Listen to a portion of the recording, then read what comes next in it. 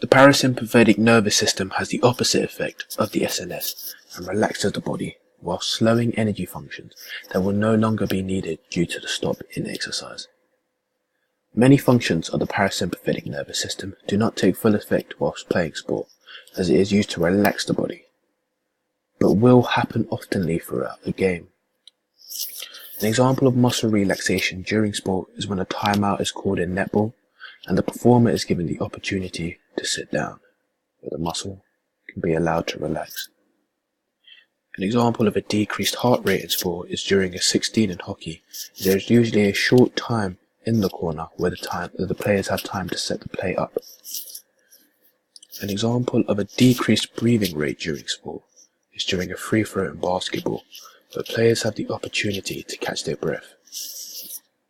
And finally, an example of an increased saliva production is when a football player has a drink at any point in the game.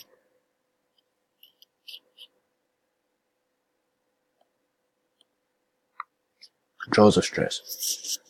There are many methods a player can use to control stress before a game. Using these methods will not get rid of stress, but likely change the stress from distress to eustress, allowing for a better performance throughout the game. These methods will usually result in a decrease of heart rate and respiration, and therefore goes hand in hand with the sympathetic and parasympathetic nervous systems. Three examples of methods that can control stress, which are very similar to anxiety methods, are deep breathing, stretching, and visual imagery. Frustration. This may affect the player's performance as they may be too aroused and therefore cannot perform to the best of their abilities. For example, if a football player is complaining about not getting foul calls, he will go past the point of optimum arousal as he's focusing too much on the ref and not the game itself, which is the main cue. Fatigue.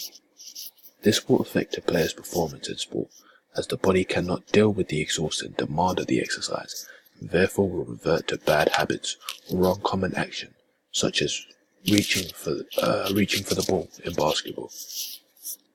Competition.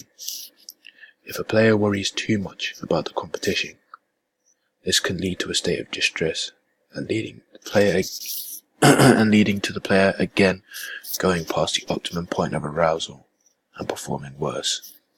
This may increase as distress already leads to negative thoughts, and therefore performing badly may lead to a long-term effect of a player performing badly against a certain team or a certain player.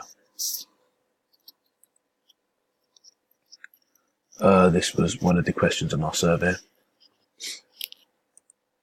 This was another question on our survey. This question was on the health belief model, and this question was on the theory of planned behavior. This is the trans-theoretical model.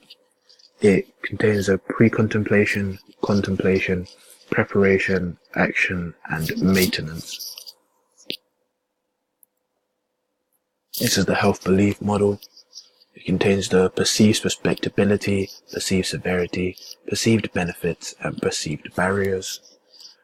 And the theory of planned behavior, which contains the subjective norm, perceived control, attitude, interaction, and behavior. Psychological barriers to participation. The three psychological barriers to exercise are emotional, motivational, and time. An example of emotional may be fear, embarrassment, or fear of injury.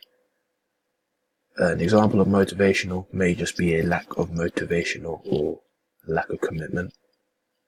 And an example of time would be family, friends, and work, or free time a person may not have.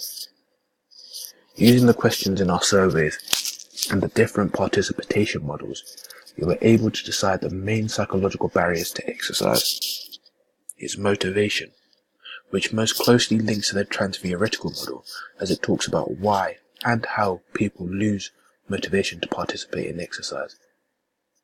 Although these other psychological barriers were also present throughout our survey.